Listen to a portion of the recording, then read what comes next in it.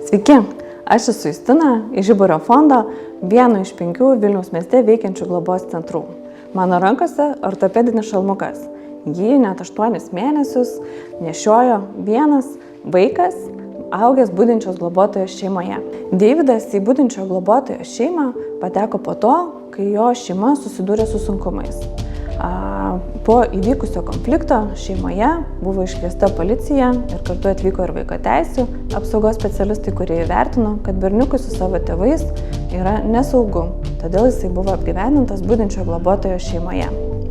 Atvykęs į budinčio globotojo šeimą, Deividas kėlė susirūpinimą dėl savo miego, dėl mitybos ir taip pat dėl galvos formos. Gydytojai rekomendavo ortopedinį gydymą šalmuku. Ir berniukas nuo maždaug 4 mėnesių amžiaus iki kol jam sukako daugiau negu metai, kiekvieną dieną nešiojo ortopedinį šalmą. Ir jį galėdavo nusiimti tik maždaug valandai per parą. Šis gydymas buvo brangus ir jo nekompensavo valstybė. Už berniuko gydymą sumokėjome 3000 eurų ir mūsų globos centrui tai buvo finansiškai sudėtinga.